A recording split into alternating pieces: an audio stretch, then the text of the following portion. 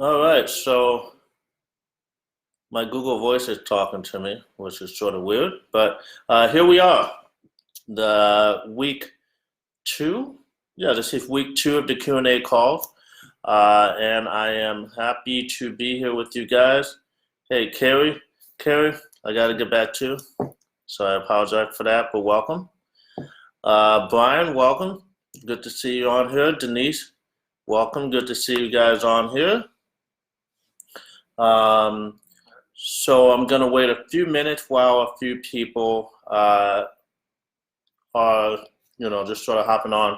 I have a few questions that were, hi Carrie, hola to you. I have a few people that were asking questions over the course of the week uh, that I'll just sort of answer at first. And then I guess as I'm talking, or if you already have questions that you want to ask for this sort of live video, feel free to ask, and I will make sure to try to answer them. Before I answer any questions, I first have two announcements. The first is that I'm going to be doing. Hey, how you doing, Julio? Welcome. The first is that I'm going to be doing or opening up the student group next week. So probably going to be Monday or Tuesday of next week. I'll be opening up the student group. So the only way you can get into that group, of course, is by signing up and then enrolling in the course. Bakari, welcome. The second announcement is that within that student group, again, the first 10 of you that signed up, you have access to me for 3 one-on-one call sessions, which I was going to say it was one per month, but frankly, you can do them whenever you like. I recommend them once per month. But 3 one-on-one 30-minute call. I'll be setting up a sort of like a Calendly link within that group next week, and you guys can start registering those time slots. So that should be exciting. Another cool thing is that some of you have, been going through the course and are making some serious progress. I know one person told me today, I won't mention it now, but one person told me today that they already have a couple clients that are interested. So, I mean, that's very quick work. Yeah, so let's hop into it. The first question is, and this is specific to the business, but I'll be happy to answer it. Did cold call grow the business the fastest? So in our case, again, you've sort of heard this story before if you've been listening in on the videos and stuff, but when we started the company, we didn't have a lot of money. We certainly didn't have a lot of extra money to invest specifically to this. And so, but we were still very interested in pursuing it, and we were determined to get this company done and growing as fast as we could. So one of the strategies for gaining clients relatively quickly and at very little to no cost is cold calling. And so in the first few weeks, that's absolutely what I did. Okay. And so my partner didn't want to do that. He was more content marketing stuff. Hey, Aaron, welcome, man. Good to have you. So my partner didn't have any interest in that. He was more on the content marketing side, and I was more on the sales side. So for about 3 weeks or so, I did cold calls, and from those cold calls landed probably 6 or 7 clients. And the ratio that I hit was out of every 60 calls I would make, I would have a new sign up for trial. And I believe all of those particular ones converted at the end of trial. But you can't, certainly can't guarantee that. Now, what I say in the course is 1 out of every 80 calls should land you a trial sign up. So if it doesn't, then there's some things that need to be refined. And of course, I do go over in pretty good detail about our approach, our winning approach to making cold calls. Okay. Another question that came up this week is what are the tech requirements for for receptionists. So, again, when you're sort of thinking about how to wrap your head around all this, that's basically, okay, what are the logistics of putting this business together? And so one of the logistics when you have remote employees that you're bringing on is, how do we set our agents up to succeed? And so in our case, it's actually easier than you may think. We simply had, they needed to have a computer that was 5 years old or less. Actually, I'm realizing now that I didn't even mention that in the course, but they need to have a computer that is 5 years old or less. Doesn't matter if it's a Mac or a Windows-based computer. And the only other requirement we had was that they needed, of course, a USB headset. In some cases, we did buy one just out of courtesy and send it over to their address, or to be quicker, if there was a Best Buy nearby where they lived, we would purchase it on the Best Buy website and then do it for pickup under that agent's name, and then they could just go drive over and pick it up within an hour or whatever. And so, the cost of the headset is $30 to $50, nothing crazy. And the third thing is, and this was a strong recommendation, not a requirement, we asked that the agents are hardwired in, Ethernet cord connected, as opposed to using their Wi-Fi that they have at home. Something about being hardwired in, the connections tend to be more stable, and the interaction of the computer with the telephone software, the call center software, was always more consistent and reliable. So that's another one. And then the third question that came up that I felt was worthy to answer here, and this is actually a little bit separate from call center, but it was how you feel about conferences. So I thought this was an interesting question. I want to answer that. A lot of times, especially in the world of, entering new industries and wanting to sort of figure out and soak up all you can about it, a lot of people do tend to go to conferences. And in doing them, there's all kinds of different conference types available. Now, what I do recommend is if you should go to the conference that fits what your sort of mindset and situation is. So for a lot of you, especially for the people that enrolled already, I'm going to guess that motivation is one of your smaller issues, and it's more about trying to figure out, okay, what can I do? What are the strategies to execute? And so when motivation is not your problem, I would not have any interest in going to a motivation type conference. So what a motivation conference usually is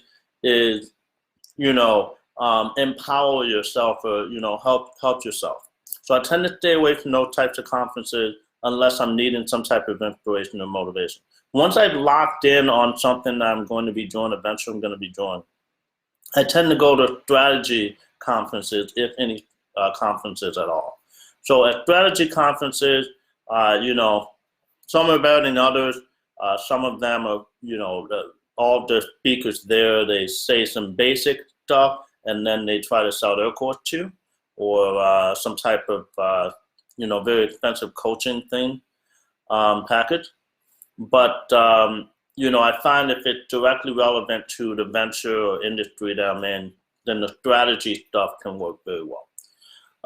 So that's, sort of off topic there a little bit, but I did want to answer that. So those are the questions that I wanted to answer, without, before I dove into the question for tonight. And so if any of you have any questions, please let me know. And I am here to answer them. Hey, Lauren, welcome. Good to see you here. Let's see. And if nobody has any questions right now, I can talk about call centers all day. So let's see.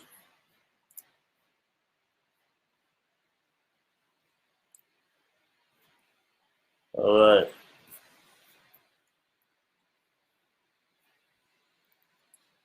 Hey, Lauren. Okay, so no one seems to have any questions yet. If anything comes up, I'll sort of cut myself off to answer it. Um, but yeah, so the big thing about having a call center, especially in the virtual receptionist space, is that, again, not a lot of people realize that it is a thing.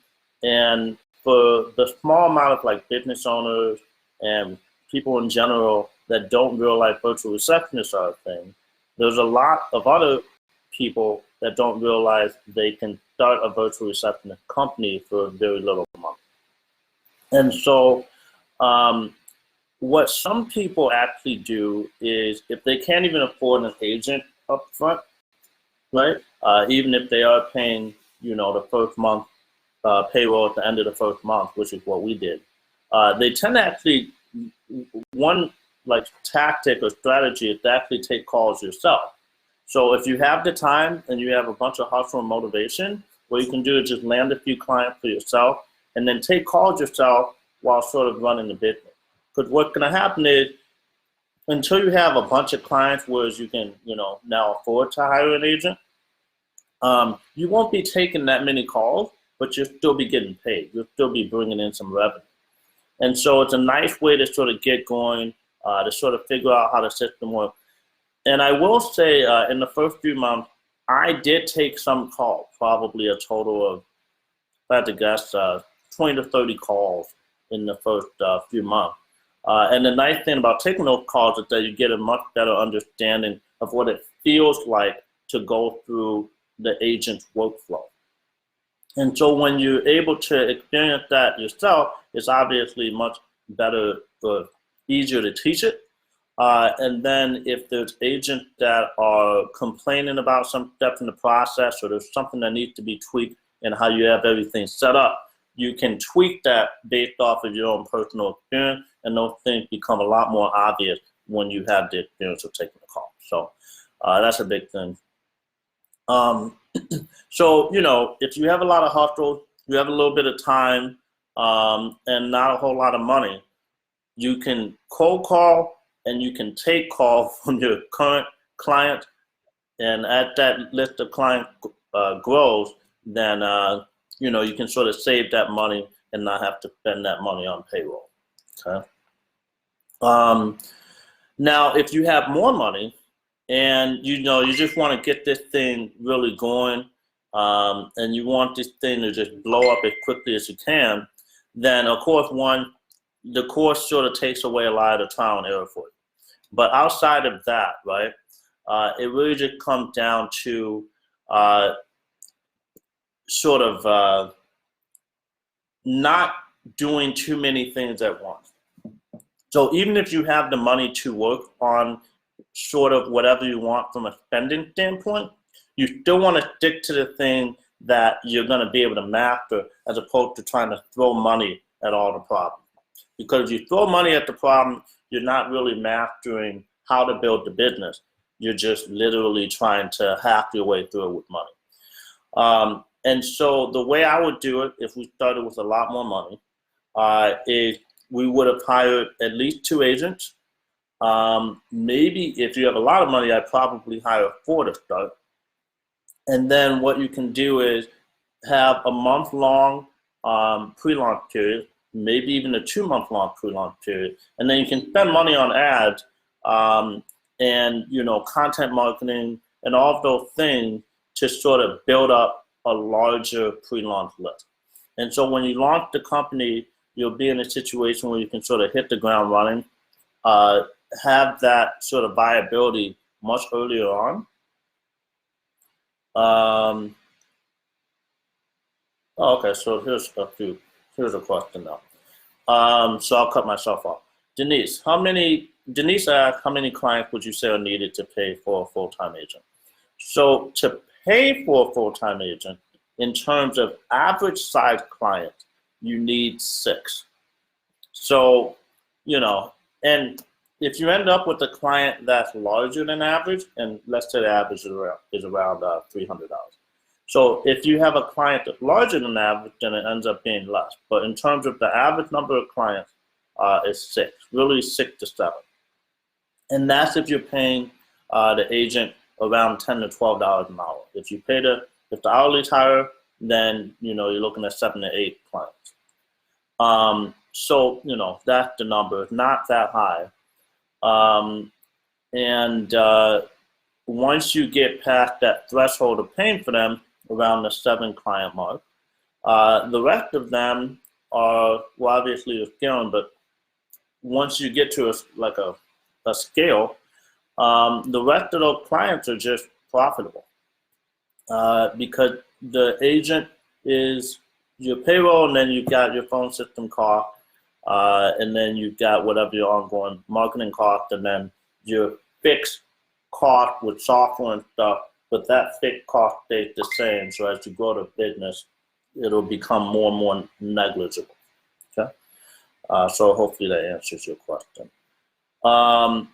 So what is a lot of money in terms of launching the company? So I would say a lot of money in terms of launching the company, meaning way more than sufficient to launch, is anything above $10,000. If you have above $10,000 that you are putting towards the launch and success of the call center, then you are in a very good spot. So, some of you are entrepreneurs, some of you have really great jobs and professional careers, and, some of you are just going to be able to do that, and it's either not a problem or not a big problem. And you'll be able to get a return on that pretty quickly, as long as you go through the steps that are outlined in the course and you stick with it. Now, Denise asked, how many clients can one agent handle? So, when I first did the market research on this, one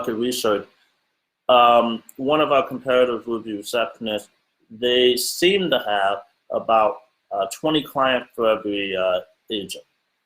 And for us, it ended up being around 15 clients per agent. So that's where we ended up. It might end up being a little bit different for you, but my guess would be around 15 to 20 clients per agent. Now, to be more specific, really, it comes down to number of minutes, because the bandwidth of a given agent really is not like how much revenue, but how many minutes are they spending on the phone, right? And then you put that towards, or again, how many minutes the average client uses from your company. So the average agent, what I've found, is able to handle around 4,500 minutes per month. And that might actually be a little high. It might be closer to 4,000, but somewhere between 4,000 to 4,500 minutes a month in handle time. So if you got about 22 business days in a month, I cut off for a second there in terms of video. If you have about 22 business days in a standard month, and about 200 minutes of handle time a day, which is a little bit more than 3 hours, which I don't recommend someone really goes over 3 hours, then that's about 4,400 minutes a month. So around the 3 hour a day mark in terms of handle time, which is comprised of probably about 2 hours on the phone and about an hour of after call work, like, putting the notes and stuff and sending the call summary email. That combined in a day is about what the standard agent should be able to handle.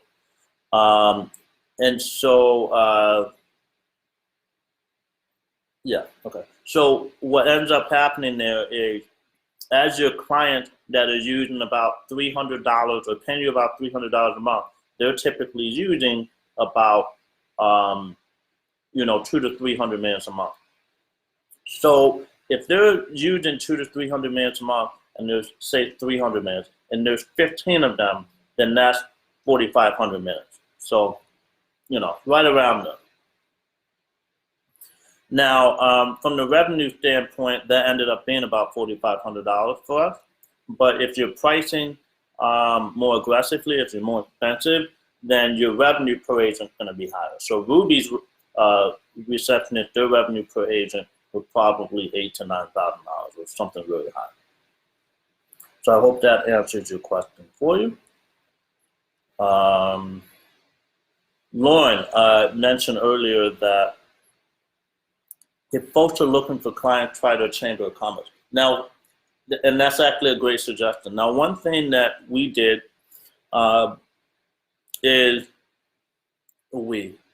one thing that I did was I did spend some time in a business networking group in Chicago, in my city.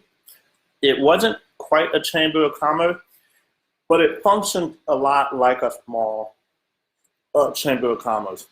And the way it worked was you had weekly meetings with the group. They were almost mandated, with a group of 15 to 20 businesses, depending on the size of that chapter within the city. And within that chapter, all of the members would try to invite a guest that was a business owner to sort of network. One person would present, and it ended up being really good in terms of figuring out not only a lot about your fellow members, but about how you guys can help each other. And, you know, it just so happened that just about every business could have someone answering the phone for them. A lot of times in Chamber of Commerce's, the businesses tend to be small or solo companies. And solo companies that are bringing in a little bit of business, you know, there's times where people are calling them and they're engaged with the client or working on something. And so we're capturing those potential clients. For those solo firms, every single call is important. So if they're paying us $99 a month or $200 a month, and we're able to answer all those calls for them, it's pretty much always going to be worth it. So good suggestion, Lauren. Okay, so circling back, if you have over $10,000 and you want to commit that toward the call center, then you have the flexibility to start off with the recommended call center software. We have an economical one and then a mid-tier one. I would recommend the mid-tier one. And then again, you can hire the 2 agent, and you can spend, I would probably recommend, you know, if you've got $10,000 budget, $1,000 to $1,500 on total marketing spend before you launch. You don't want to go too crazy, but you want to get a sense of, you know, who to target, start to do some experimenting, and start to grow your list before you launch. Again, you don't want your launch to be too large, because if you have more than, say, 20 people sign up on the first day, it's going to be a problem. It's going to be too hard to onboard those people, and a lot of those signups are going to fall off and, you know, maybe have a bad experience and, you know, maybe even leave a bad review. So you want your launch size to be contained, even if you have the agent to sustain it, because you got to figure out onboarding and you got to figure out all the intangibles. And then, you know, once that stuff is figured out, you can grow it as fast as you can. All right. What else? So, you know, one of the big things about this industry. Okay, I'll actually touch on this topic.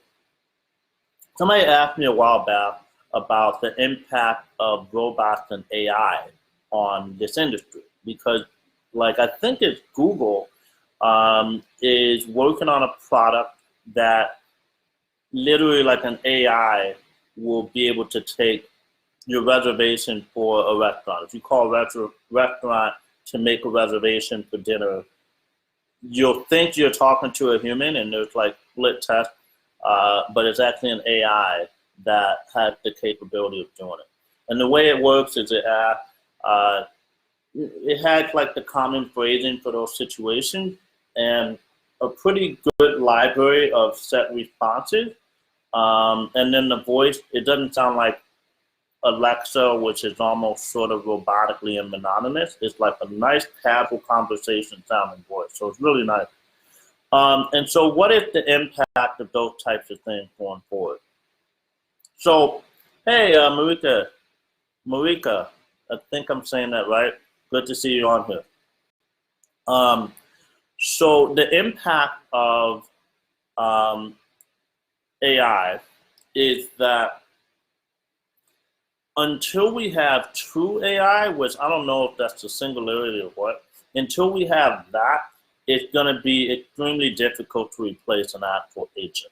So, in certain situations where the transaction is straightforward and simple on pretty much every single call, so if someone select make a reservation, then it becomes extremely easy, right? But even in the AI examples that are created by Google right now, I think it's Google, if someone says, hey, I have this particular allergy, this specific item on the menu, that did not have peanuts in it. Those are the types of things that usually fall outside of the library of whatever that AI robot is programmed to do, especially for a specific restaurant. And so they won't be able to effectively answer the question, and you'll end up being transferred over to a human that works at the restaurant and can take those orders. And so in our experience with the clients that we serve, right, yeah, and as Lauren said, we're many years away from that, very complex in AI. So in the clients that we serve, we're essentially acting as almost like an in-house receptionist. And so the variety of calls that we take from the variety of different industries that we serve, especially, in the different categories of calls that we take for each one of our clients, we're so far away from, any type of robots or AI threatening that. So it's not something that I personally thought much about or worried about at all. And the time at which it actually does become a threat, half of us probably will already be out of a job. And I'll tell you right now, entrepreneurship is the very, very, very last job that could be replaced by an AI. Hey, Cleveland, welcome. Welcome, welcome, welcome. So, all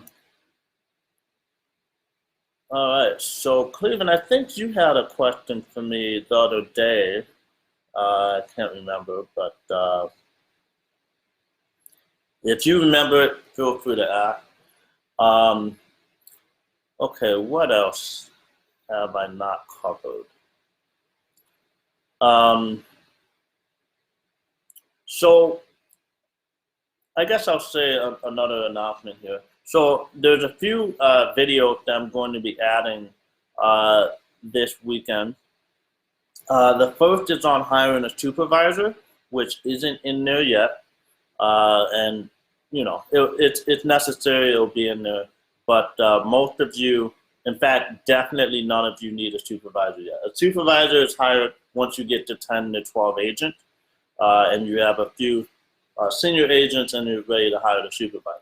Now, if you have a full-time job and you're, putting the money into having not only people to take the call, but someone to help you manage everything while you're at work, then you're hiring an operations manager, and that is covered in the course already. But the supervisor is a completely separate position from that. So I'll be adding a video this weekend on that. I'll also be adding a few bonus videos that they're going to be, I won't say what they are yet, so they're bonuses. And I'm going to start adding more of the resources that are mentioned in terms of documents. I think most of them, if not all, on there, but I'm going to make sure that there's going to be some link referencing certain resources. There's going to be different things that are just sort of added to the resources section to be more comprehensive for the course in general. Okay, so that's an announcement there. Let's see. All right, no other questions yet. So, what else? So outside of AI in this industry, another thing that some people worry about is, hey, if there's one company that's going to rule them all. Now, in certain industries, in certain markets, in certain segments, there really are a few main players that capture the majority of the market, and then everyone else sort of fight for the grab. So a great example of this is social media, right? So you've got Twitter, Instagram, unfortunately TikTok, Facebook, and a few others, right? They own, and they've all sort of nicked into their thing. But within those nicks, there's pretty much one major player in all of those. And then the others are either not heard of at all, or maybe they, own like the specific market, like China, which is good in and of itself, but whatever. The rest fight for scrap. There's other industries that are completely different. For instance, in any decently sized city, there is never going to be one restaurant or even 10 restaurants that are the only restaurants that can survive in that city, right?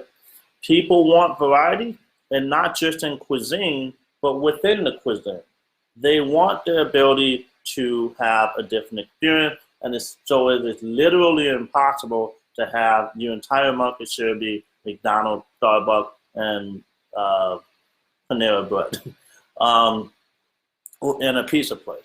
So the virtual receptionist category, and I really think call centers in any part of the call center spectrum is also like that. There are certain companies that prefer things that you don't offer. For instance, our company never offered 24-hour coverage. And then there's others that prefer sort of a premium feel, right? So strangely enough, I actually did think it was a little strange, but we ended up using that to our advantage in our marketing.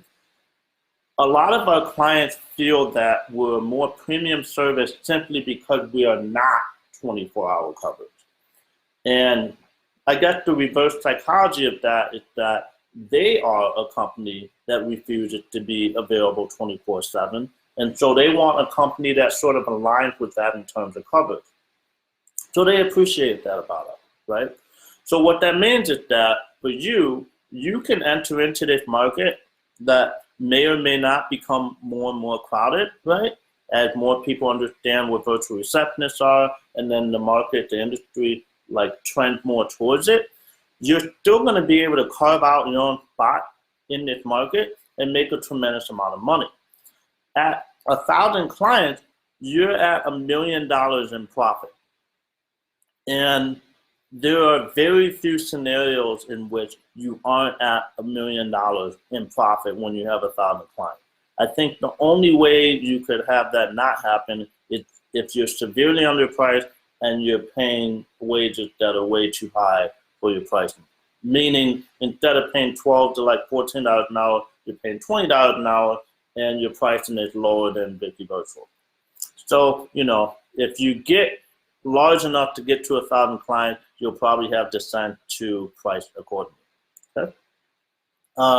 And so having 1,000 clients, there could literally be hundreds of companies in this space, just in the US alone, doing exactly what we're doing that can capture that. Now, there's going to be different marketing verticals, that enable these companies to do that. Some are going to be word of mouth. Some are going to be Google. Obviously, the company on the 10th page of Google isn't going to get hundreds of clients signing up for their company organically, right? But there's a tremendous amount of room here. So it's not something that I worry about. And frankly, after the 2-year vesting period, I might be hopping right back in with you guys. So, so that's another thing. Okay. Any other questions at the moment? So another announcement I'll make is that in the student group, we're going to have to agree on this, but we will be doing a ride-along style, meaning we're going to go through the different steps as a timeline, and it's going to be basically assignment-based. This is the piece of the timeline we're tackling, of the pre-launch timeline. Everyone needs to get this done, And when it's done, we're going to talk about how we did it. We're going to, talk about and, share results and all that stuff and move forward together. So that would be really exciting. Hope you guys are excited for that. All right. So, let's see, no more questions at the moment. So, I know that there will be more questions as we sort of move forward and as more people start to move through this. But for right now, it's 7:36 Central Standard. I'm going to stick around until 7:45 just to make sure, if there's a few late comers, I just want to make sure that I can answer these questions while I can. Now, another thing is we did this as a live video. When we do the, I'm not quite sure about the Q&A calls in this group, but in the student group, we'll do them as Zoom calls, in which case other people will be able to talk and chat and stuff. I might also do that for here because it's easier. The only reason that I've done the Facebook Live here a few times in a row is because it automatically saves the recording so that other people in the group can do it. All right, so what else in the industry I not talked about? One beautiful sort of advantage and perk of having a call center company is that you're actually able to empower different types of people. Now, when we first looked to find our first few receptionists, we didn't really have a specific type of agent in mind, but we ended up sort of magnetically attracting certain types of people that it was a really good fit for. And who we found it to be a really good fit for, especially since we hired all across the country, was stay-at-home moms and young people or younger people that, maybe had some level of formal education, post-high school education, that would either disillusioned with the job market in general or were in a, geographically located in a spot where there wasn't much that was great for them and so they turned to work from home job. And so what ended up happening there was we would find some really, really sharp people that were just living in the wrong place for what their skill set was, and they did not have a job or were not able to find jobs that allowed them to telecommute. So they ended up being a good fit for us, and they were just amazing employees. And so part of the reason that we had such a low turnover with our company is because, again, when telecommuting is a good fit for someone, it's a really good fit for someone. They're able to just sort of show up and do the thing. And so we empowered them as a company to have a job and to be able to stay in a place. Maybe they really wanted to live there, right? It wasn't great for their skill set, but they really wanted to live there. We empowered them to live there. That they really appreciate that. And we would get messages all the time, my partner and I, and then when it was just me, got messages all the time, about, just all kinds of just thanks and blessings and gratefulness. So it felt really good to be able to do that as sort of like an employer. I know in some of the other industries, you're almost in a constant, a bit of a battle with some of your employees because the work they're doing is very difficult or the clients in general are very tough. But in this environment, you have the odd caller that is sort of frustrating, but the majority of callers it's very simple stuff, and the environment is about as easy as it can possibly get. So it ends up being a pretty good and casual symbiotic relationship. So that's nice. Another perk is, and this is sort of funny, but you basically have, as you grow, an army of people that are able to do certain things. So, during down period, sometimes these agents just want to make calls for the sake of making calls. So what I would do sometimes is, let's say I needed to call the dentist and schedule an appointment for myself, which I'm not very keen to do because I'm a guy and guys just aren't great with scheduling doctor's appointments, dentist appointments, any of that type of stuff. So I would just chat one of my receptionists, hey, do you mind scheduling this appointment for me? Happy to do it. And I'd have an appointment scheduled. So that was a really cool perk. And I actually didn't even think about it as something I could do until like 2.5, 3 years in. But that was fun. Hey, man, Andrew, welcome, man. Good to have you on here. Yeah, so what else? I'll be here for another 3 minutes or so. Unless, a flood of questions come in, I will answer everything that comes in. But for right now, it seems like you guys are working through it. And there's been a lot of really good response about the course. I've been asking for feedback as much as I can. And so far, no one has said anything about what needs to be added, so that's good. That long. Yeah, Lauren, it took me like 2.5. I'm not sure if you're talking about the asking people to make a call for me thing, but it took me a long time to realize that it was something that I could do. Because at first I was like, I don't want to take advantage of the fact that these people are just working for me and then, force them. But again, when an agent is, they're just sitting at the computer and there's a bunch of downtime, maybe towards the end of a rush, calls always come in waves. So when they're bored, they're just looking for stuff to do. And sometimes I was very lenient. So I would let some of our agents, watch Hulu or something or watch Netflix, especially if they had 2 different screens. They could just watch it on one screen and then take calls on the other.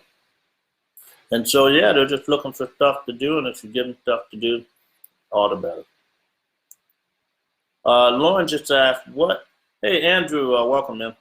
So Lauren just asked, what made you decide to sell your company? So, and I told this story once, but, what it really came down to was I wasn't actively shopping the company for sale. I didn't really have much interest in selling it. I thought I was going to hold on to the company for 20, 30 years and pass it down to my not yet born children that aren't even on the way yet. But, I ended up getting an unsolicited offer from an old business partner, actually. And the offer was like 20% higher than I thought I would have sold the company for had I put it up for sale. And on top of that offer, I countered even higher than that. So, he accepted that, and so I was like, no, let's do it. Been running the company almost 5 years. Sometimes after 5 years, I am someone that started 11 different companies in the last 8 years. Not all of them worked out well, but I'm always working on new stuff. So it ended up being a decent reason to start to work on something else. And so that's why I did it. All right. So we're coming up on 7:45. Again, just to reiterate for people that joined the call a little later, for the people that enrolled, I'm going to be opening up a separate Facebook group this upcoming week, and that's definitely going to be this upcoming week. Now, this group is still going to get the attention that it deserves. I'll be in here still doing the weekly Q&As, posting advice and things. And eventually we'll be doing another launch, probably through this group as well. But the student group will be a bit more separate, and we'll dive a bit more into the specifics of everything. And then, of course, we'll be doing the ride-along. And then finally, in the student group, I will be next week posting a Calendly link where people can click on that and schedule that one-on-one call with me. It's 3 calls included for the first 10 people that signed up, 30 minutes one-on-one. And with that, that's about all I've got for you guys. I don't think there's any other questions for now. So, yeah, I hope this ends up being helpful for you. This will be, as you know, available as a recording in the group, so you can watch it on your own time. And have a good rest of the week coming up. I hope you guys kill it. 2020 is going to be a big year if you make it that way. And I do believe you have a lot of control over that. So have a good rest of the night, and thanks for viewing.